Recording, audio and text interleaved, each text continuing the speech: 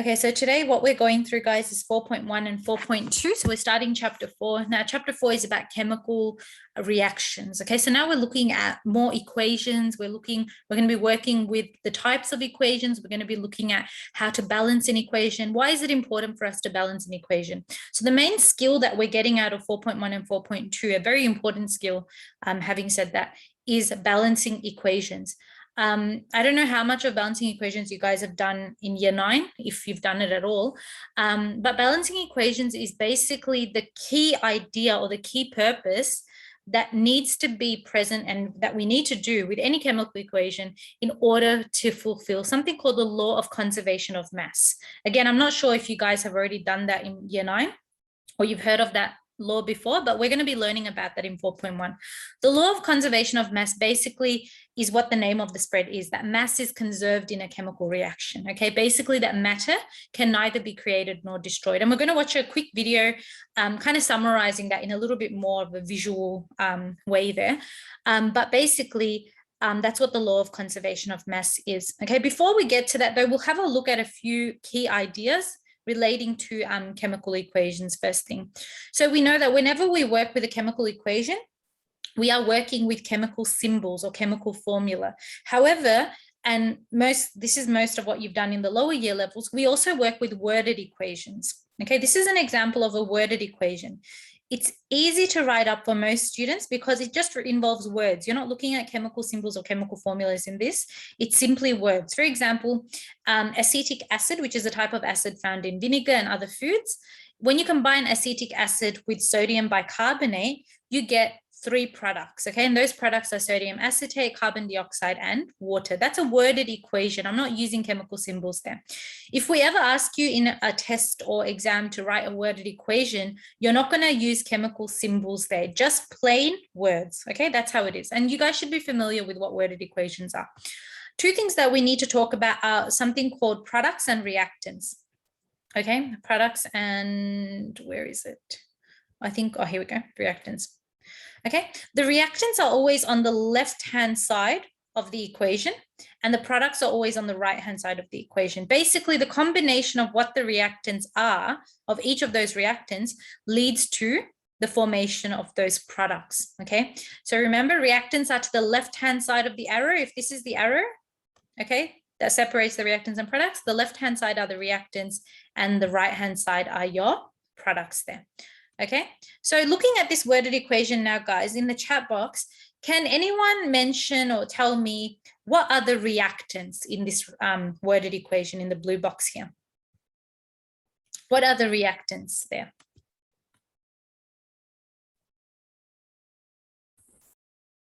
You're just going to name or identify them.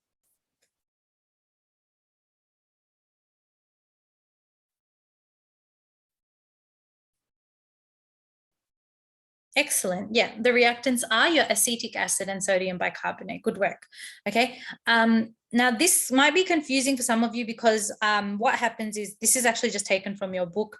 It's not written in a single line, like they've put the arrow and then they've written the products underneath. So that's why it might have been a bit confusing. Generally, when you write a worded equation, you can just write it in a single line. So it's easier for you to see what's to the left and what's to the right side of the arrow there. Okay. And on the right-hand side, we've obviously got our products.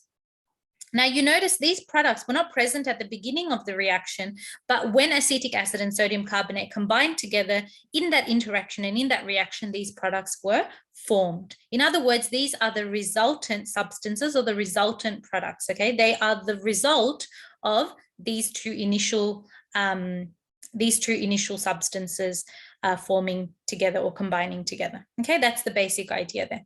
And when we look at the law of conservation of mass, we're going to understand that sodium acetate, carbon dioxide, and water, which are our 3 products in this equation, didn't come out of nowhere, okay? They didn't just slip into the equation. They came out as a direct result of acetic acid and sodium bicarbonate combining together, okay? Because remember, one of the key principles of the law of conservation of mass, as we're going to learn about, is that matter can be neither created nor destroyed. What you start off with in the equation, that is our reactants, need to be present in some form or the other on the other side of that equation in the products, okay?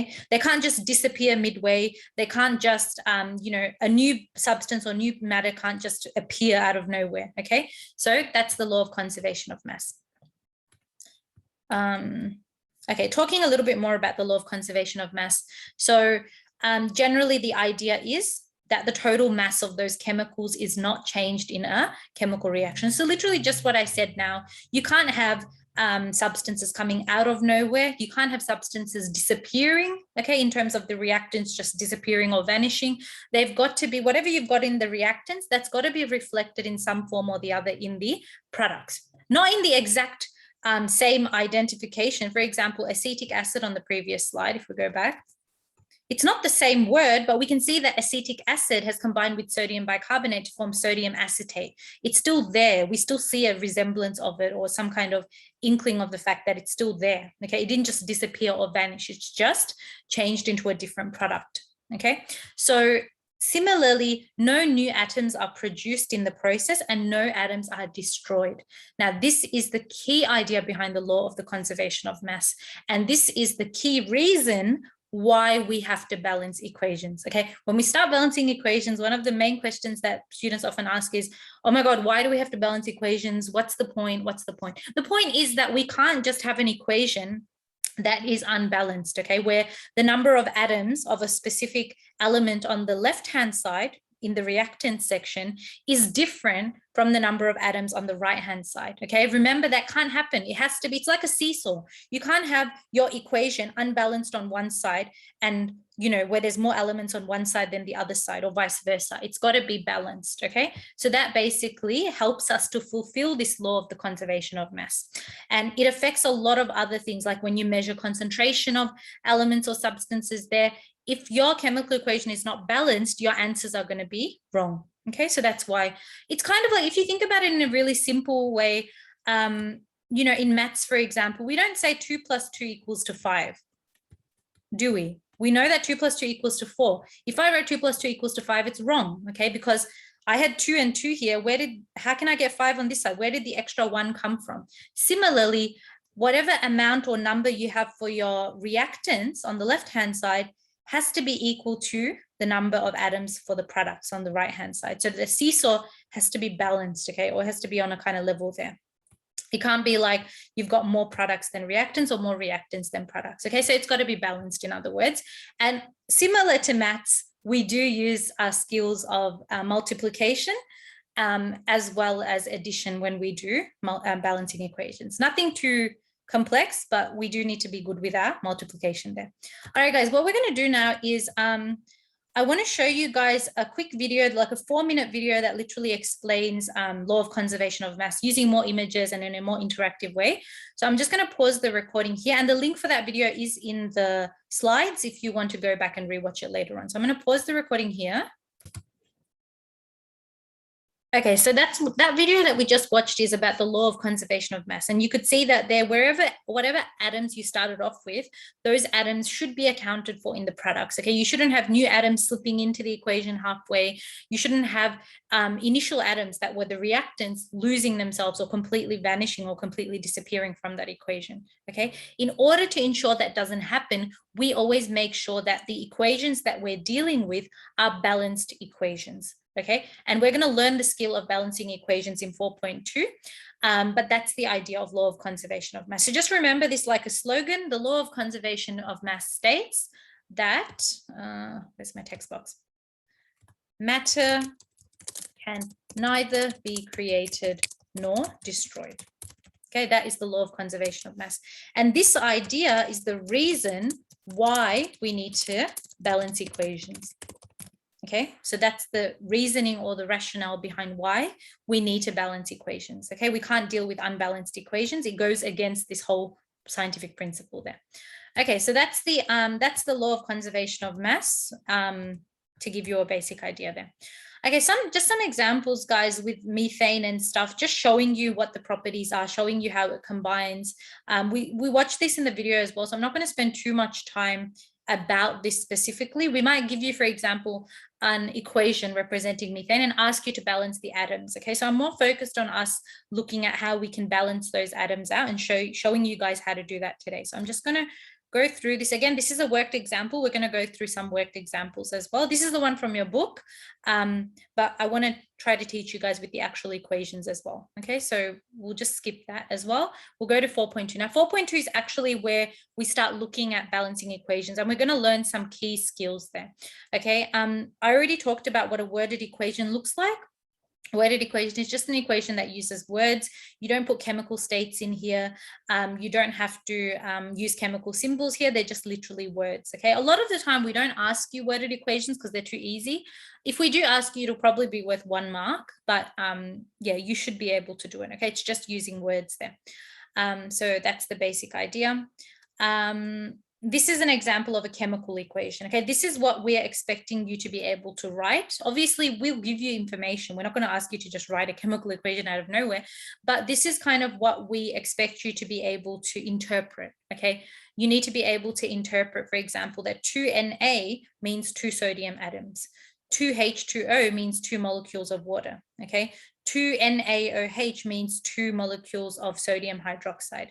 Okay, and 2H2 means 2 molecules of hydrogen gas. You need to be able to interpret this. Okay, you don't need to be able to memorize this equation, but you need to be able to understand how to write a proper chemical equation. Okay, and this is how you write a proper chemical equation. Some key ideas first.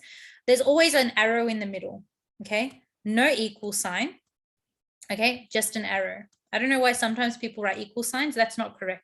Okay, we're not saying that the reactants equal to the products. We're saying that the reactants result in the products, and the chemical, the symbol, not chemical symbol, sorry, the symbol that we use for result in or leads to is the single arrow there. Okay, you need to be able to write states. Okay, does anyone know what the S stands for there? If you do, write it in the chat box, as well as the L, as well as the AQ, as well as the G. If anyone remembers. You should have learned this last year. So let me know what you guys think these things stand for in the chat box now.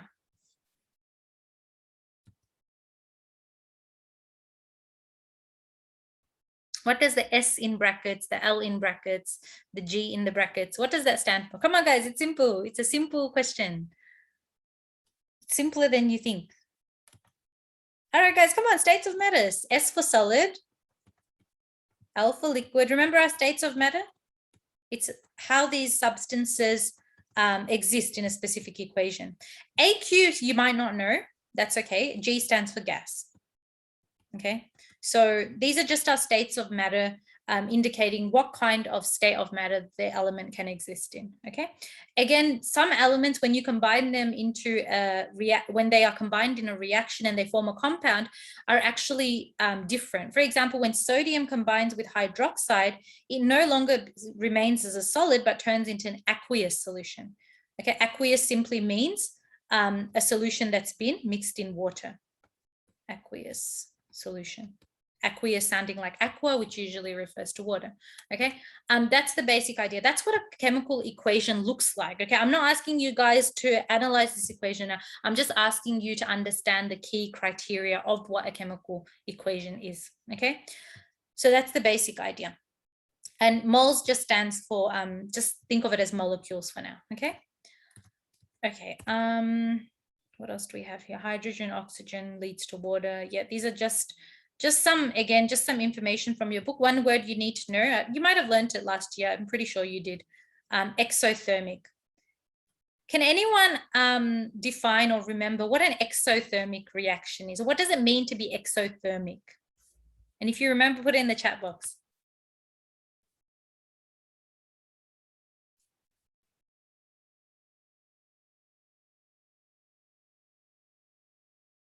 Yeah, excellent. Let out heat into the surrounding area to produce heat into the surrounding area. Excellent. When it releases energy to the outside. Excellent. Good work, guys. Okay, so exo meaning, exo sounds a bit like external. When something's external, it's on the outside, yeah? Thermic means, comes from the word thermic or thermal, which means heat. Okay, so exothermic means to release heat outside into the environment. Okay, endothermic, on the other hand, is the opposite. It means to absorb heat from the environment inside. Endo meaning inside. Okay, so that's the basic difference. And exothermic is a key word, so you guys need to know what that is. Okay, and like I've seen in the chat now, some of you still remember it from last year too, so that's good. Okay, this is the example from your book. Again, just some basic directions of how to do it. And we're going to work on some key examples together as well. So you can see for hydrogen, oxygen, if I'm asking you to write out the word equation for how water is produced, you would write hydrogen and oxygen. Okay, writing a simplified chemical reaction of those things involved, of the substances involved, would look like that. And then you're working out, you're balancing the number of atoms of the element on the left-hand side versus on the right-hand side. You're making sure that it's balanced. Okay, we'll do this in a more step-by-step fashion just in a second. I'll just go, and this is just showing you that the atoms have been balanced. Okay, that's what we're literally just doing. So what we're going to do now is I'm going to project another thing, and I'm going to show you how to balance equations. So let me just share this now. Okay, so hopefully you guys can see a little worksheet that says balancing equations now. So what we're going to do is we're just going to like go through this a little bit. I'm going to get you guys to work on a few of these questions, and then yeah, we'll see how we go. Okay, so balancing equations, this is a really simple definition. Okay, a balanced equation has the same number of each type of atom on both sides of the arrow. So if I've got 3 chlorine atoms on the left-hand side, I'm going to have 3 chlorine atoms on the right-hand side as well. So just to give you a really simple example with hydrochloric acid. Okay, this is the unbalanced equation. If I can get my annotations out. This is the unbalanced equation. H2 plus Cl2 equals to HCl. Why is it unbalanced? Remember the other time when we were counting atoms in the previous class, we were doing that table worksheet and we were counting the atoms, and you guys said, okay, if it's H2 there, that means that there's 2 hydrogen atoms. Remember we did that together? It's the same concept, guys. So in this side of the equation, this is the left-hand side. Okay, what are H2 and Cl2? What do we call them? We just learned the word. It starts with the letter R. Write it in the chat box if you remember. Reactants, excellent, good work. Okay, so reactants are our H2 and our Cl2. Okay, and what's on the right-hand side of the arrow is our, anyone remember, starts with the letter P? Products, excellent, good work. Okay, so products, okay. This is always the case. This is the basic rule. Whenever you've got something on the left-hand side, that is your reactant. Whenever you've got something on the right-hand side, that's your product, okay? The reactants and products might look different in terms of how they're written, but actually the number of atoms that are existing in that equation should be the same. This is unbalanced at the moment. This is not right. We got to make this right, okay? How we make this right is we balance it out. If you imagine this as a seesaw right now,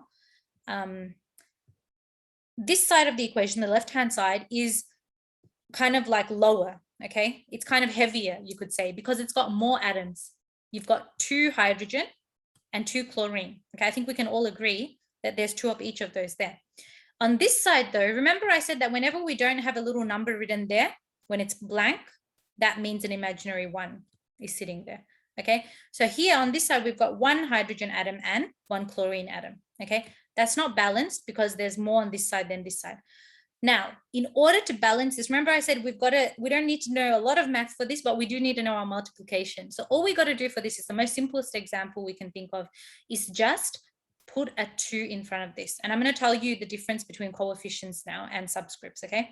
If we put a 2 in front of this 2 is what we call as a coefficient, similar to how it's called in maths, okay? Coefficient. Okay, to simplify things, I usually call it the big number. Okay, it's the big number and it's the number that's kind of put right at the front. Okay, on the other hand, does anyone remember what we called this? The small number that's at the bottom. It starts with the letter S. If you remember, put it in the chat box. Starts with the letter S. The small number that's at the bottom. It tells you how many atoms. Excellent, subscript. Yep, awesome. Okay, so subscript. Okay, that's the small number. And the subscript tells us the number of atoms of that specific element. Okay, remember guys, when we're balancing an equation, what we're really balancing is the number of atoms, making sure that the number of atoms on one side is equal to the number of atoms on the other side. Now, when you put a coefficient that is a big number on one side, what that basically leads to is everything in that compound or everything in that part of the equation getting multiplied by 2. Okay, when I write 2HCl, HCl is its own compound, it's together. What I'm really doing is I'm saying 2 times H, imaginary 1, and 2 times Cl, imaginary 1. So 2 times H1 equals to 2. And when I go 2 times Cl, imaginary 1, equals to 2. So now I see a 2, 2. The 1 now has become a 2, and this has become a 2. And now this is balanced. Okay, this is a balanced equation, and both sides of the equation are happy as a result of this. Okay, it's balanced. So that is what a balanced equation is in a very, very simple form. Okay, very simple form, very simple example. Does that make sense? Kind of. Okay, if that doesn't make sense, let me know in the chat box. But does that idea of balancing equations, making sure there's the same number of atoms on each side, does that make sense so far? If it makes sense, give me a thumbs up or something to show me, or put your hand up or do that little raise hand function, or just let me know in the chat box. Will the new 2 S's be at the front or the bottom? Will the new 2's be at the front or the bottom? Oh, okay, yeah, good question. I know what you mean. Okay, when we do the coefficient, guys, the coefficient is always at the front. Okay, that's the difference between a coefficient. The coefficient, the big number, is always at the front. Okay, think of it this way. Think of the coefficient as like a big bully. Okay, it's a big number. It's a big bully kind of pushing in. It's like, I don't want to be at the bottom here like the subscripts. I want to be right at the front, and it pushes right to the front of the line or right to the front of the name of that compound there. Okay, this is also a good analogy for understanding that this would be wrong. I can't put the 2 in the middle of the compound. I can't put the 2 here. Okay, whether it's a big 2, if it's a big 2 or a big 2 coefficient there, I can't stick it into the compound. It always has to go right at the front. Okay, so in other words, the coefficient can't push in. It can't push in line. It's got to go right to the front of the compound. Okay, that's how it's written. It should never be in the middle of the compound. If you put a 2 here, it changes the whole name of the compound. That's why it would be wrong. Okay, I hope that kind of makes a little bit of sense there. Only 1 2, yeah, we only need 1 2. So like I said before, we're not putting 2 2's. The reason that we're only putting 1 2 here is that everything in that HCl, sorry, it's very messy, I'll clean that up. If I put the 1 2 here, everything in this equation gets multiplied by 2. Okay, so everything in this formula, sorry, not equation, everything in this formula will get multiplied by 2. So these are imaginary ones, remember? So if I go, if there's a big 2 here, that 2 multiplies with the 1 attached to that H and the 1 attached to that Cl. Okay, that's how it works. And so when that happens, this becomes 2 and this becomes 2, and we've got a balanced equation. All right, so that balanced equation, I just did the explanation, but actually it's at the bottom here as well. I'll put this on the school box as well for you guys. Normally we do this in class together. It makes a lot more sense when we do it in class, but yeah, I think it should be all right because we're screen sharing and you're kind of seeing the main explanation there. But yeah, that's the basic idea. So now we've got the same number of atoms on both sides, and this was our goal, remember? This was our goal in order to fulfill the conservation of mass, okay? And we have fulfilled it now. We've got the same number of atoms on both sides. So this is the answer, in other words, okay? If the question was balance that equation in the previous part of this page, this would be the correct answer. So you still write the equation. All you're doing is either you're just adding a coefficient, okay? And in a balanced equation, guys, when we ask you to balance equations, we never ask you to put subscripts, okay? We always just ask you to put a coefficient there. Okay, that's how we balance equations there. The subscripts belong to the actual elements in the equation, but we don't ask you to add like a subscript here or a subscript there. That's not what we ask you to do. We're only asking you to add coefficients, okay? Depending on how much you have to multiply by that element in order to get the numbers to be balanced. Okay, let's try another one now. Oops. Okay, I want you guys to give this a go, okay? I don't want to do all the work here. I want you guys to do something too, and I want you to learn. So look at this equation now, and I'll show you the format of how you can do this first. So how we normally do it, and this is a very step-by-step way to do it. but it's a way that's good when we're first learning, okay? First, we identify what are the elements in our compound. Here we've got xenon and we've got fluorine, and we've got the same on the other side too, because remember we said new atoms are not created or destroyed. So whatever's here is more or less reflected in the answer as well, or in the product. Okay, so we've got xenon and we've got fluorine. Now, what we do first is we write the names of these elements on each side of the equation, just underneath like this. Okay, now can anyone tell me how many atoms of xenon or Xe do we have in terms of the reactant, in terms of the left-hand side of the equation? You can just put it in the chat box.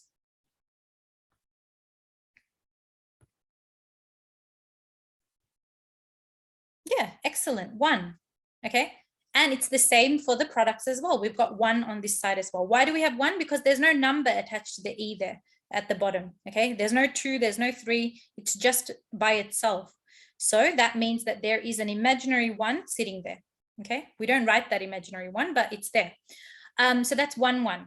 What about fluorine? How many elements of fluorine? I'm sorry, how many elements? How many atoms of fluorine do we have in the reactant side of the equation? Reactants meaning the left-hand side. Put it in the chat box if you guys remember. It's just a matter of looking at the subscript. Remember, if the subscript is 2, that means we've got 2 fluorine atoms. How many do we have on the product side, or on the right-hand side of the equation there?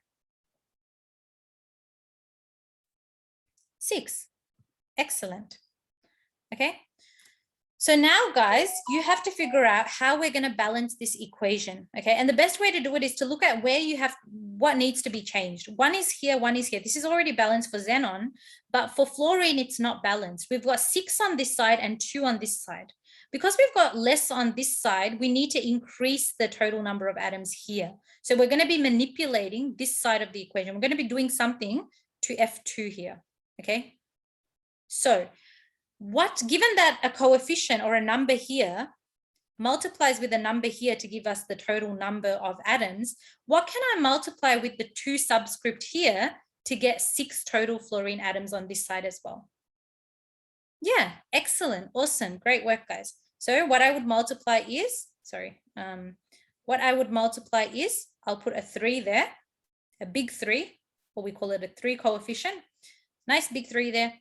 And that 3 coefficient multiplies with the 2 in order to give us 6. So what happens is this 2 is no longer present. That big 3 coefficient multiplied with the 2 in order to get 6. Okay, that's the basic idea there. So now we've got 1, 1 were already balanced, but we'll tick them off again anyway. And we've got the 6 and we've got the 6. So that is a balanced equation. Okay, the reactants are happy. The products are happy, everyone's happy, it's all balanced, okay? And this reaction fulfills our law of the conservation of mass as well. So we are all good for this. Okay, there was a question before as well. I missed it. Where did you get the 6 from? I'm assuming you mean the 6 in the fluorine. Listen, guys, whenever we give you whenever we ask you a question for a balanced equation, we're literally just giving you an equation that's not correctly written, okay? And we're asking you to write that correctly by balancing it out. Okay, that's the basic idea there. So something is missing and you're filling in the blank as to what's missing. So you're filling in the number or the coefficient there. So that 6 is just a part of the question. Okay, that's not something you have to figure out on your own. That's something that will be given to you in the actual test or in the actual exam. Okay, and all you need to do is just balance it out, make sure that there's an equal number of atoms of each element on the left-hand side as well as the right-hand side. Okay, guys, are we all ready to move on to the next one? Are there any other questions about this? I know this is an easy example, but listen, if we don't get the easy examples, we're not going to get the more difficult ones later on. So that's why I'm really doing this like step by step by step. No issues? No one's confused about how we got a number here or how I got the big 3 there?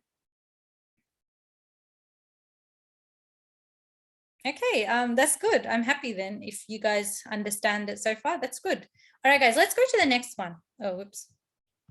Get rid of my annotations. Okay, let's go to the next example now. Okay. All right, so I'm going to give you guys about, how many minutes should I give you? about maybe 3-4 minutes now, and I'll pause the recording here while you guys do that. I'm going to give you three minutes or so to figure out how to do this one. Now, using the same steps that I talked about before, I want you guys to give this one a go. So I'll just pause the recording here. Okay, hopefully you were able to count how many atoms of each element we had there. The basic idea being that we just have to add coefficients here, guys. We're not changing the actual equation. We're just adding a coefficient or a big number in front of that, okay? So what we're going to do here is look at the number of atoms. So we've got 2 nitrogen on the left-hand side here, as seen by the number 2, and 2 hydrogen atoms, again, seen by the subscript 2. On the right-hand side, how many nitrogen atoms do we have on the right-hand side in terms of the product? Who can tell me in the chat box now?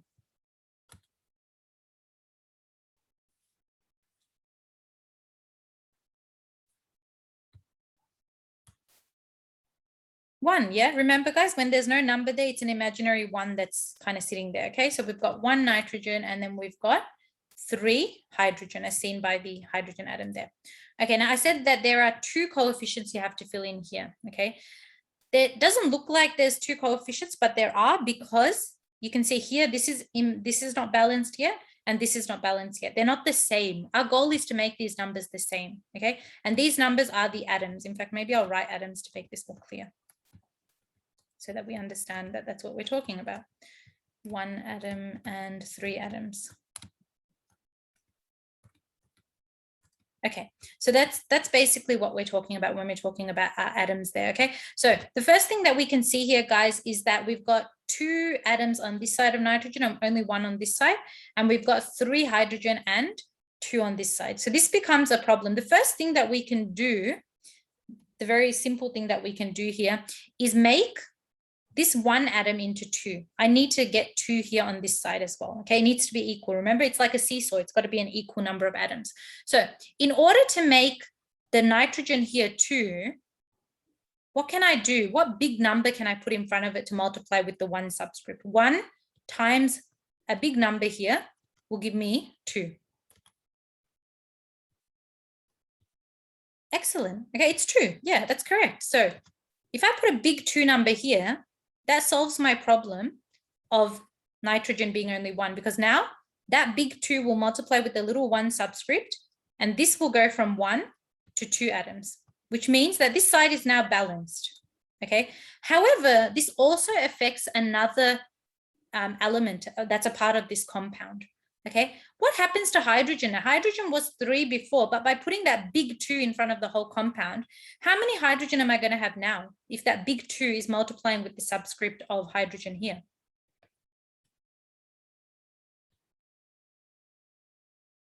6. Excellent. Okay, so that 3, which was 3 before, just minding its own business, is now affected by the big 2, or the 2 coefficient that we put right at the front of the compound. So that 3 now becomes a 6, okay? And hydrogen is still not balanced. It's gone from 2 atoms on this side to now 6 on this side. So now what we need to do, guys, because there's more hydrogen atoms on this side, we need to figure out how we're going to change this side, okay? So essentially, we look at this side of the equation, look at where hydrogen is located. It's only located in here. So we're going to have to add a big number to the front of this that, when multiplied with the subscript of hydrogen, gives us, what's the goal number? 6. What can we multiply with the 2 subscript of hydrogen here to give us 6 atoms?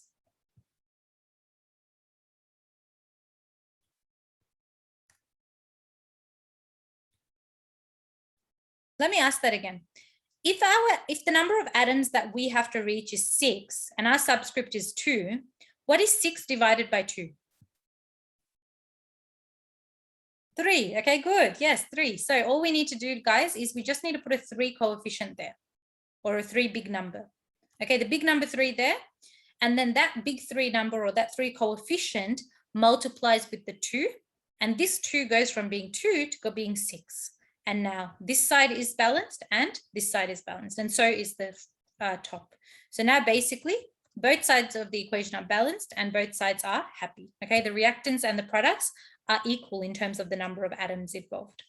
Does Does this make sense, guys? One thing I need to point out is that we're not changing the equation in terms of changing the actual,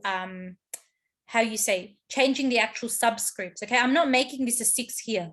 That's wrong. All I'm really doing is I'm adding a big number to the front. That's all we do in balancing equations. We only change the coefficient, which is the big number. We don't change the subscripts, okay? We can't change the subscripts because they're set. For example, the formula for nitrogen gas is N2. I can't make this N8 or N6 or N5. It would change the property of that chemical symbol and that gas there, okay? So you need to remember that all we're really doing here is we're adding big numbers, whether that's a 3, whether that's a 2, whether that's an 8, whatever it is, we're adding them only to the front of the element or to the front of the molecule or compound in that equation. Okay, let's try one more.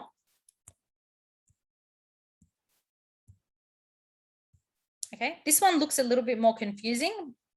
It might be confusing a little bit more. It might be a little bit more confusing for some of you, or maybe for all of you. Just give it a go using the same method that we talked about. And I'm going to pause the recording here and just give you some time to just maybe give you a minute or two to just count the number of atoms there and just set that out on your piece of paper. So what we're doing is we're just counting the number of atoms here. So you've got 1 potassium, you've got 3 oxygen. Okay, you might be thinking, where's 3 coming from? Well, you've got 2 from here, and then you've got a 1 from here. Okay, so we count all of them. Then we've got 1 hydrogen and we've got 1 carbon. Okay, same thing on this side. So here we've got 2 potassium, we've got 3 plus an imaginary 1. So 3 plus 1 is 4 oxygen. We've got 2 hydrogen, as we can see with the 2 subscript, and then we've got 1 carbon. Okay, the 1 carbon's in there. So it looks kind of balanced in some areas, but kind of not balanced in other areas there. Okay, the first thing we need to realize is that there's more hydrogen on this side than this side. So in order to make this balanced, we've got to look for which part of this equation or which element or compound in this side of the equation, the left-hand side, has hydrogen in it.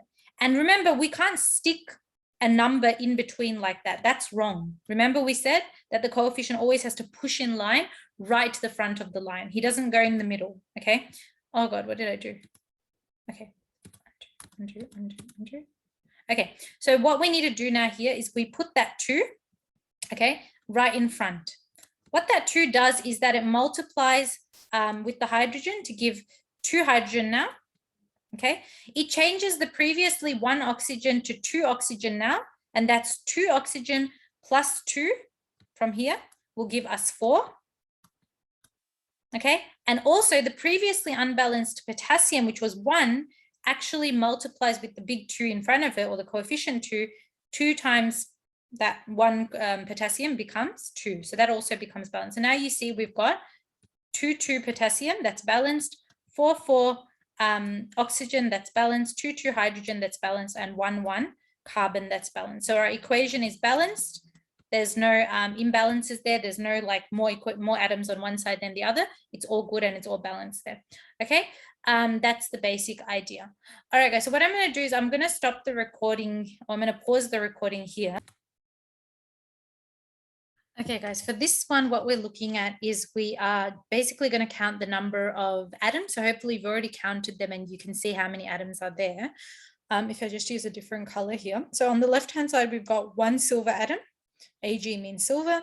We've got 2 hydrogen atoms. So H means hydrogen, that 2 subscript means 2 atoms, remember? S is by itself, it doesn't have a number. So we imagine there's an imaginary 1 sitting there. Okay, so that's 1. Okay, on the other side, we've got a 2 subscript attached to the Ag, which means we've got 2 silver atoms. Okay, Ag meaning silver. We've got 2 hydrogen atoms here because there's a 2 attached to the hydrogen. And we've got a 1 sulfur atom. Okay, so that's the basic idea here. So you can see here, guys, that literally almost all of it looks balanced, okay, so far. So we've got the sulfurs balanced. We've got hydrogens balanced, okay, same number of atoms on both sides, 2, 2, 1, 1. The only thing that's not balanced is our silver, because we've got 2 silver on this side and we've only got 1 silver on this side. Because there's more on this side, our goal now is to ensure that the silver on the left-hand side, or the reactants side of the equation also becomes 2. And how we do that is we look at our silver, on this side of the equation. Look at the subscript that's attached to it. It doesn't have a subscript, but because it doesn't have a subscript, we automatically know that there's an imaginary 1 sitting there. Okay, this is 1 atom of silver. Okay, now we think about, what do we need to fill in the blanks? What do we need to put in front of silver here in this example to multiply with that 1 subscript to give us 2? 2 is our goal, remember? So there are 2 ways we can do this. We can either go, okay, 1 times something will give me 2 silver atoms, and we know that that answer would be 2. Okay, otherwise, there's another way. You just look at the number of atoms you have to achieve, which is 2, and you divide it by the subscript that you have there, which is 1. Okay, and that will be 2 divided by 1, which we know is basic division, which is going to be 2 as well. Okay, so the same answer regardless of what method you use there. Okay, now, obviously, when we have the 2 there in front, that's our big number. That's our 2 coefficient, we call it. Okay, that's a big number. We don't smush the 2 in the middle there. That's not correct. The coefficient always goes to the front of the line. Remember we said the big coefficient or the big number is like a bully. It doesn't go right into the middle, okay? It always pushes right to the front, okay? So the same way that big number coefficient always pushes right to the front of the compound or right to the front of the element when it's written in the equation. Okay, so that's a 2 there. So that 2 will multiply with the 1 subscript there, and that will make it go from 1 silver atom to 2 silver atoms. And now if you realize we've got something nice happening, we've got 2, 2, that's balanced. And as we learned previously, 2, 2, that's also balanced. 1, 1, that was also balanced from the beginning.